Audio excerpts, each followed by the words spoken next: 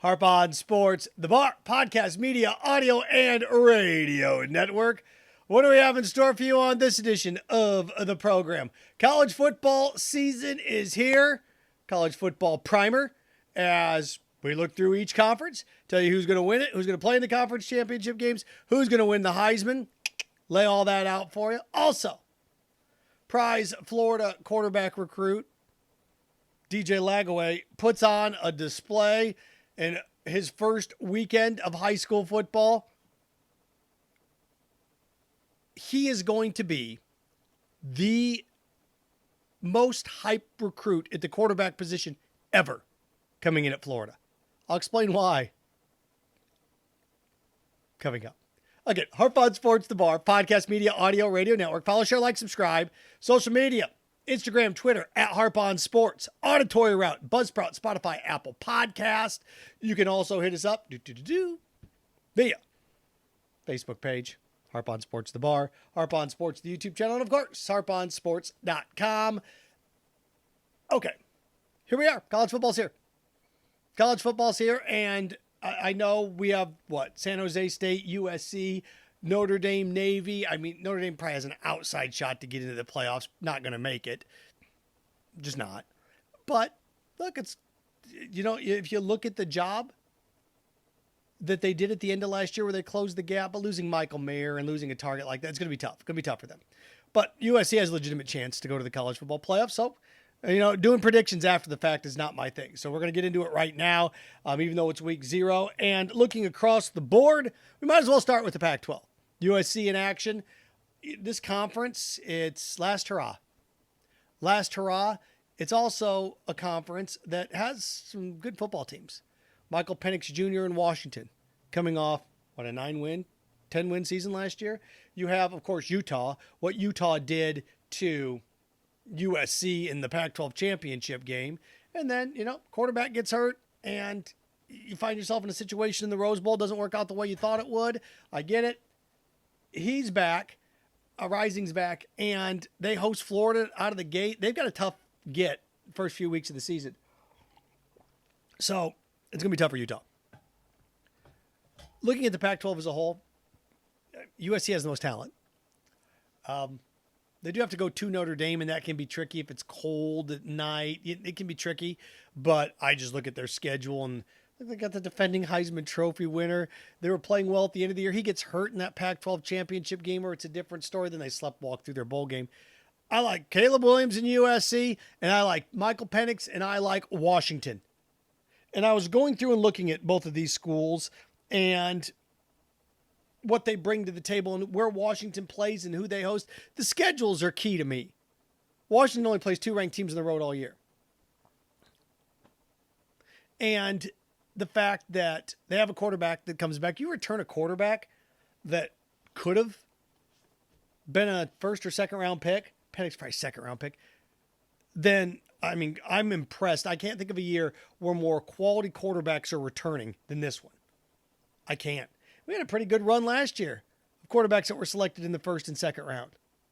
And you look at it this year, oh my God, that Pac-12, those two teams. And look, Utah, of course, but I don't know if Cam Rising, I don't know the injury situation with him. And you look at the rest of the conference, neither Arizona schools are going to threaten Stanford rebuilding. I just don't see anybody else out there pushing either of those 3 teams. When it's all said and done, I like Washington and USC. USC wins the Pac-12. It's loaded. Freaking loaded.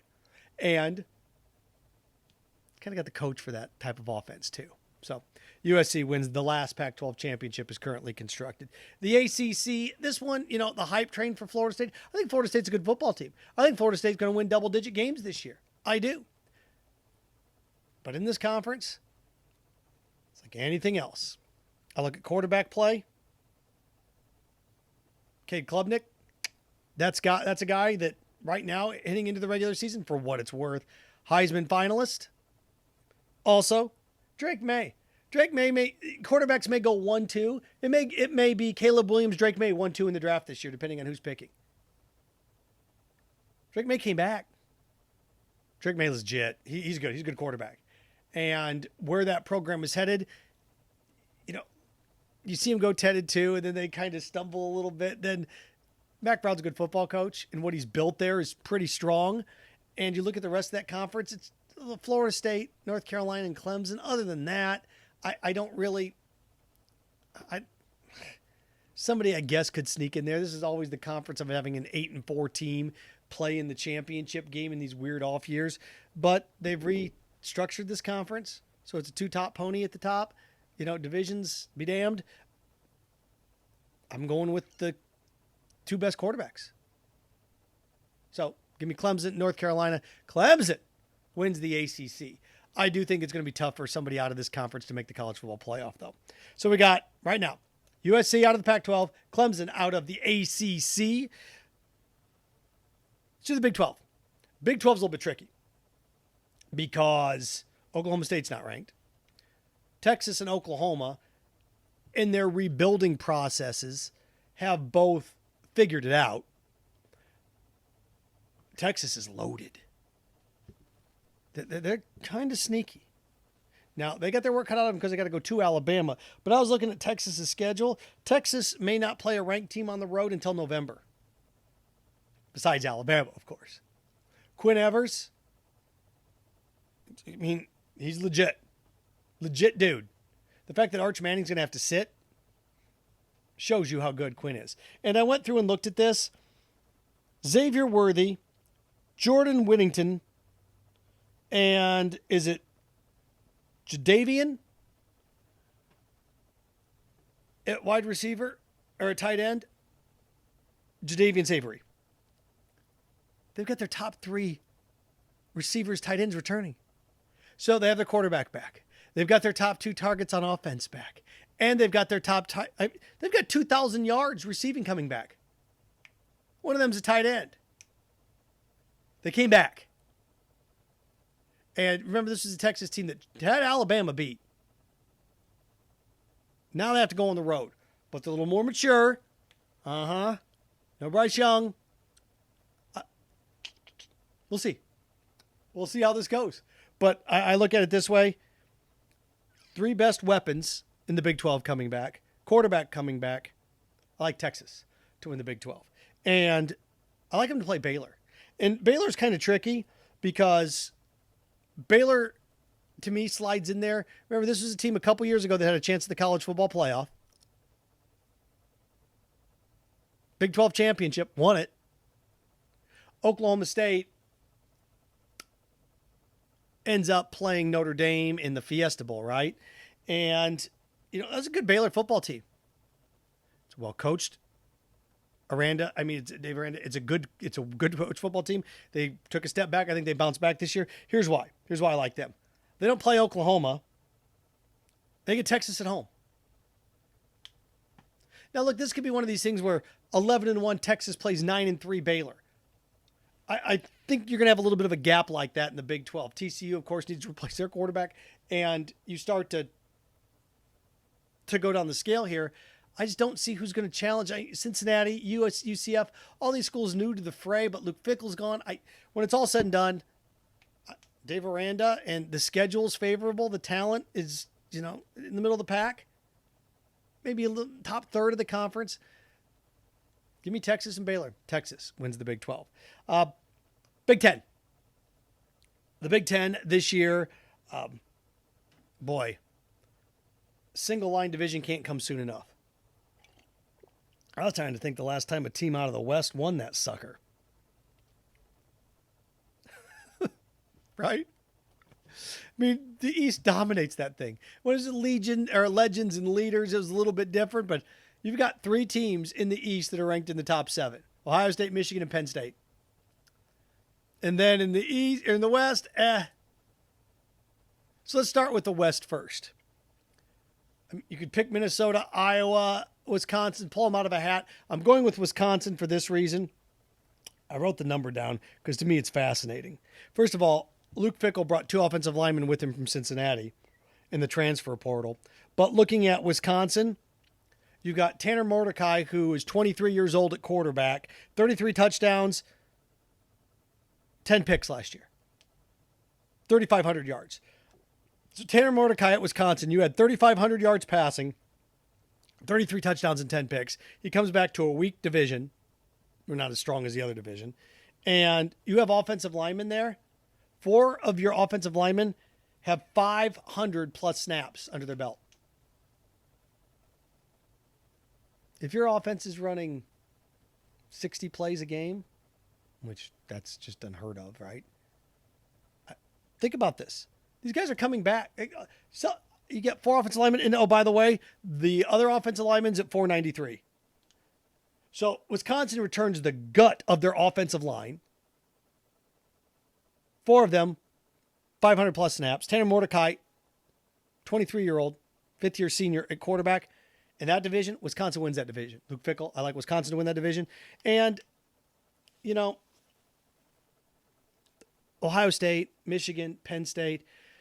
Penn State's one of those I'm going to have to see it to believe it. I think you could have 3. You could have 3 teams sitting there at 11-1 at the end of the year. I do. They may round robin each other. Here's the thing. I look at Ohio State this year a little bit like how I've looked at Georgia over the last few years with Stetson Bennett. It's like, oh, well, who's the quarterback going to be? They're going to share quarterback duties, but they're so loaded personnel-wise. What Kyle McCord and is it Darren Brown are both going to play in the opener? Sure. They're loaded. They're so loaded. Ohio State, it's like Georgia, got multiple quarterbacks. Oh, okay. I mean, come on. And what's fascinating, we're going to get to the Heisman coming up here. Of the top 15 Heisman candidates right now, 14 are quarterbacks, except Marvin Harrison Jr. Ohio State. And, you look at what Marvin Harrison did last year. I mean, good gracious. 77 receptions, 1,200 yards, 14 touchdowns. That's when you knew he was getting the ball. He doesn't get concussed against Georgia. Ohio State wins the national championship last year. They had no answer for him. No answer for him. Or were they up 14, 13 when he got hurt? Having him on that last drive would have helped a little bit, right? Made that field goal a little bit closer if they were even in that position. So I like Ohio State to win. I know they have to go to Michigan. I get it. But they've got the most electric player in the conference. And I can't believe I'm going to say this. I just have a tough time seeing Michigan beat them 3 times in a row. I do. Ohio State, Wisconsin. Ohio State rolls Wisconsin. So right now, Pac-12, USC. Ohio State, Big 10. Big 12, Texas. ACC, Clemson. SEC. Look, there's no way anybody. Georgia's schedule is weak this year. It's not very strong. They do have to go to Tennessee, but when you only have to get up for 1 game, do you remember 5-6 years ago what it was like for Clemson in the ACC? It's like, okay, they got 1 team to get up for. Here we go.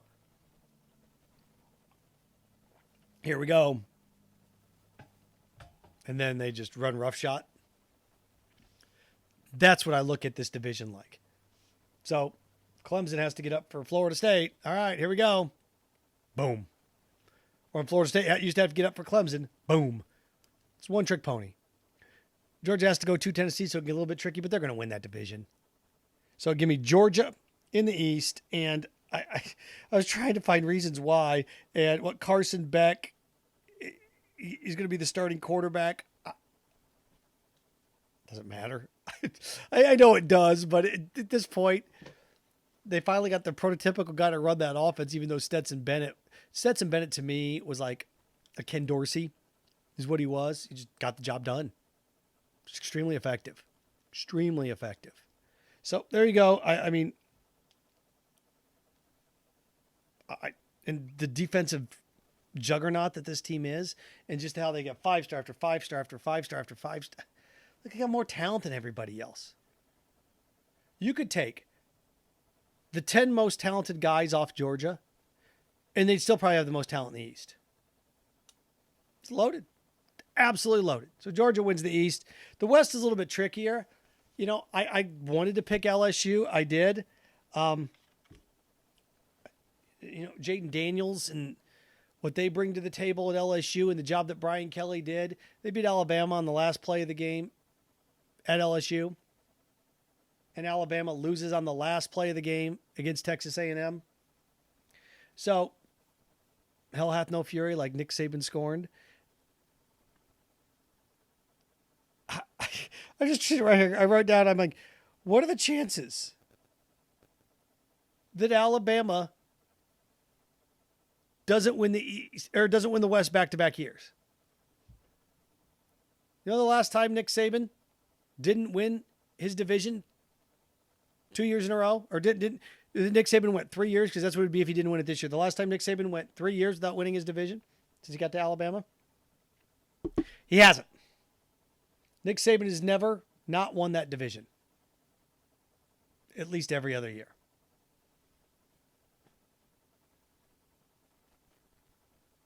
Milroe, I mean, look, talent-wise, it's always fun. It's like, oh, they're slipping a bit. No, they're not.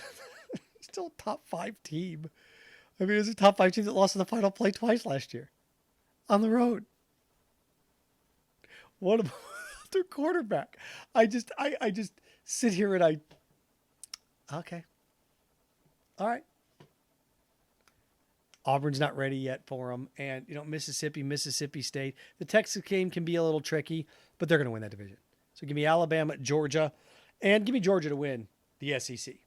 Just give me Georgia to win it. So, my college football playoff. Georgia, Southern Cal, Ohio State, Texas. So we got USC. Georgia really doesn't have a hand signal. We got Texas. Ohio State.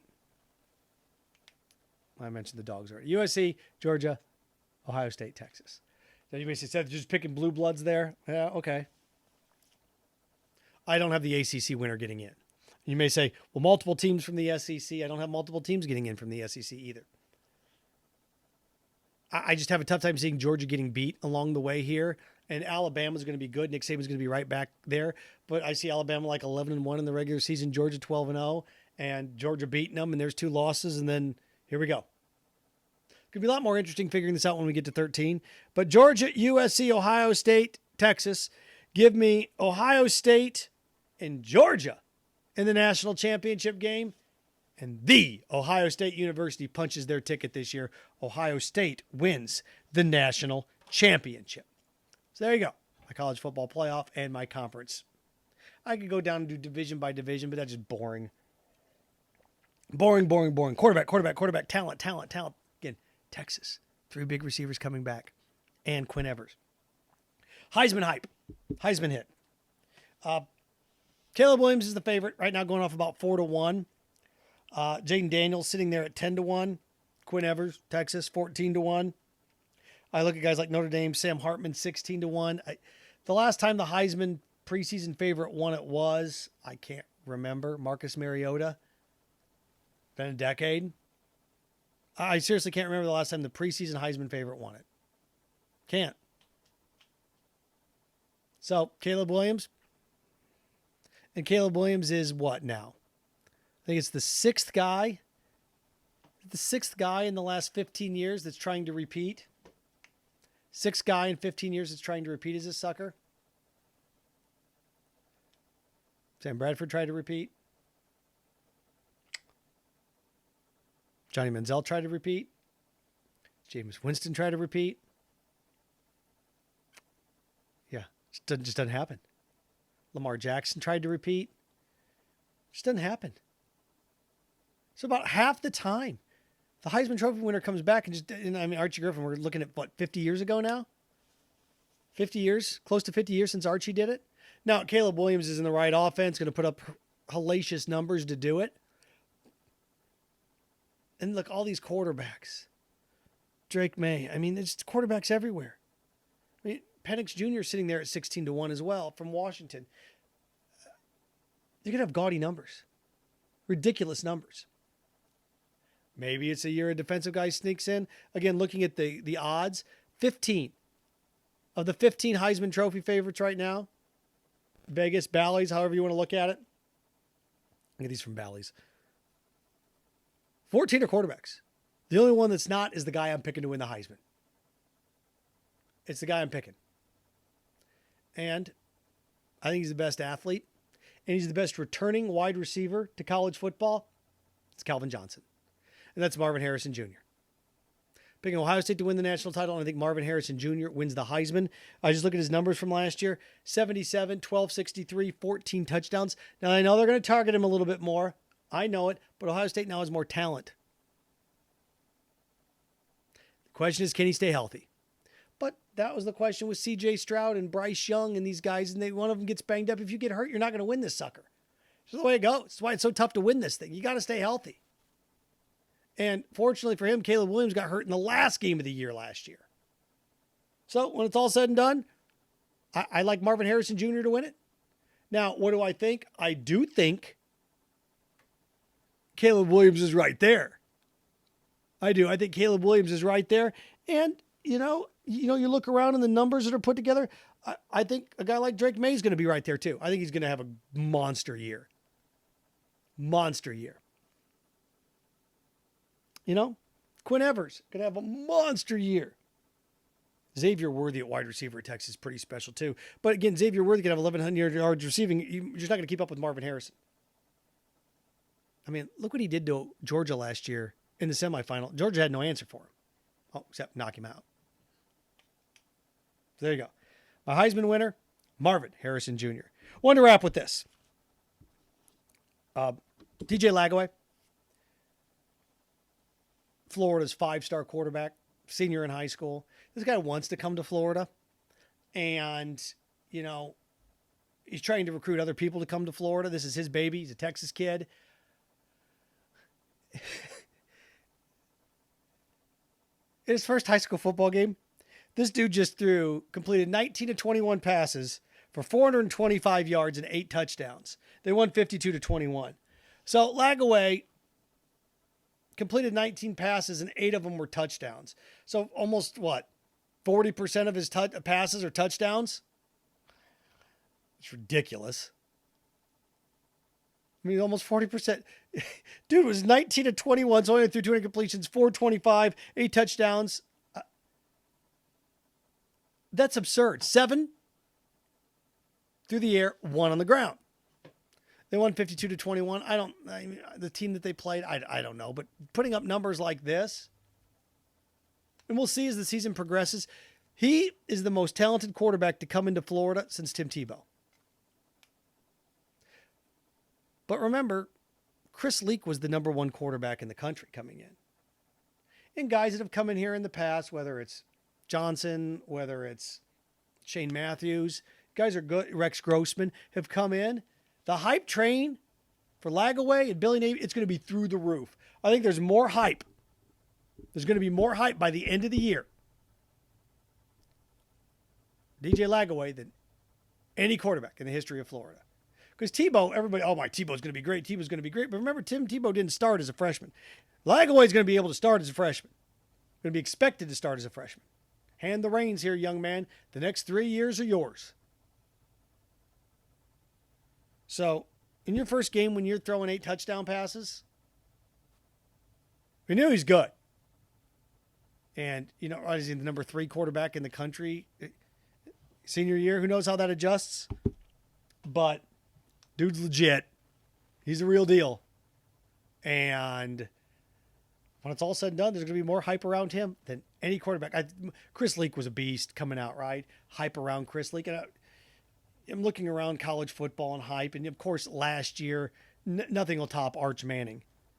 But at Florida, the hype train's in full effect. And you know what? It's probably reasonable. Harp On Sports, the Bar, podcast, media, audio, radio network. Follow, share, like, subscribe at Harp On Sports Twitter, at Harp On Sports Instagram. Auditory Route, Buzzsprout, Spotify, Apple Podcast, Harp On Sports, the Bar, Harp On Sports YouTube channel, and of course, harponsports.com. Remember, stay clean, stay focused, stay strong. Frankenstein. Have fun with your friends.